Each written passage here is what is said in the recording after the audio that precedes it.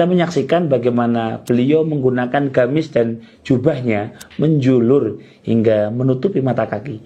Bahkan dengan jenggot yang tercukur rapi. Apakah menurut Mas Maili mereka semua ini juga di neraka?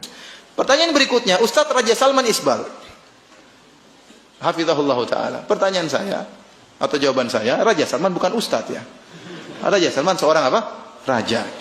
Makanya saya katakan, tidak ada orang Arab di Arab Saudi berdalil dengan Raja Salman. Bahkan yang paling bahlul juga nggak ada.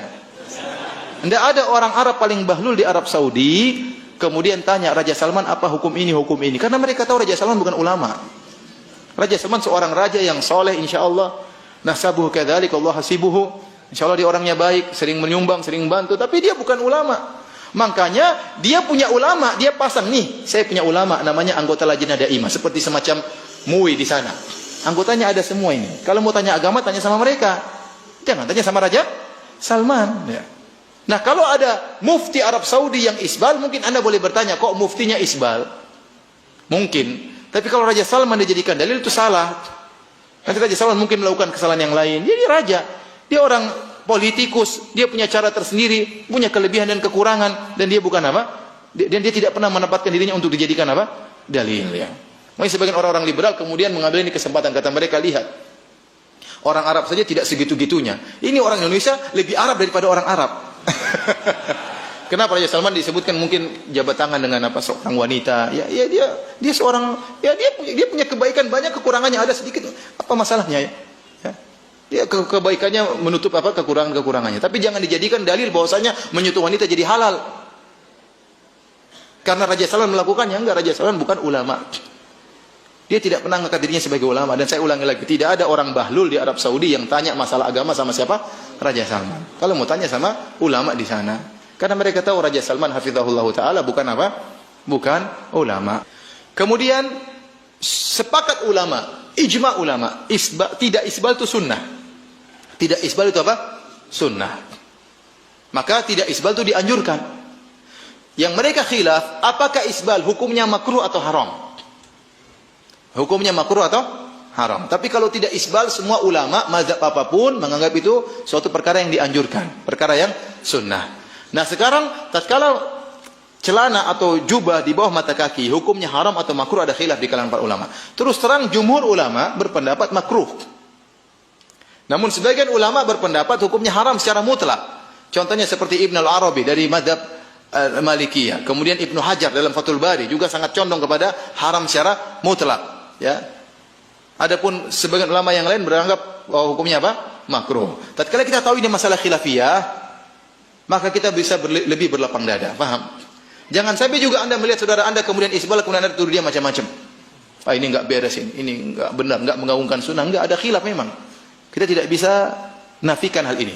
Tetapi tatkala terjadi khilaf, kita berusaha mencari pendapat yang lebih baik dengan menghargai pendapat yang lain. Ulama sepakat kalau isbal karena sombong semuanya mengatakan haram. Tetapi yang khilaf bagaimana kalau isbal namun tidak sombong. Ini khilaf. Ada yang mengatakan makruh, ada yang mengatakan tetap haram meskipun tidak sombong. Saya sendiri lebih condong pada pendapat haram. Kenapa? Karena ya Nabi SAW waktu menegur para sahabat untuk mengangkat celananya, Rasulullah SAW tidak pernah bertanya, kau sombong atau tidak? Kalau kau sombong, angkat. Kalau enggak sombong, enggak apa-apa. Enggak. Ya. Kemudian di antara hadisnya, Rasulullah SAW mengatakan, ma asfala minal ka'bain fa finnar. Apa yang berada di bawah mata kaki di neraka. Hadis ini umum, sampai-sampai dipahami oleh para wanita. Di antaranya Ummu Salamah radhiyallahu anha berkata, ya Rasulullah, ya, bagaimana para wanita yasna'na bidhuyulihinna? Bagaimana dengan para wanita yang roknya panjang sampai di bawah mata kaki? Terancam dengan hadis ini. Saya tanya sama antum, wanita tatkala memanjangkan roknya itu untuk sombong atau untuk apa? Sama sekali bukan karena sombong, tapi karena dalam rangka apa? Menutup aurat. Oleh karenanya Ummu Salamah memahami hadis tersebut umum. Masalah sombong enggak sombong dia enggak pikir. Kalau ternyata hadis tersebut hanya untuk orang sombong, dia tidak perlu tanya kepada Nabi. Bagaimana dengan para wanita? Tapi dia waktu bertanya kepada Nabi, bagaimana dengan para wanita yang isbal, menunjukkan dia pandang hadis tersebut maknanya apa? Umum. Dan Nabi tidak berkata, oh kalian tidak apa-apa, kalian tidak sombong, enggak ada. Nabi tidak bilang demikian. Tapi Rasulullah SAW mengatakan, yurkhinahu shibran, ya. Kemudian kata Rasulullah SAW, isbalkan sepanjang sejengkal tangan. Kata Ummu Salamah, ini rukhsah kepada para wanita. Kata Ummu Salamah, idzan tanqashifu aqdamuhunna. Ya Rasulullah, kalau cuma panjangnya sejengkal akan tersingkap kaki-kaki mereka. Kata Rasulullah SAW, fayurkhinahu dhira'an wala yazidna ala dhalik. Panjangkan roknya satu hasta di bawah mata kaki dan tidak boleh ditambah lagi lebih daripada itu. Ya.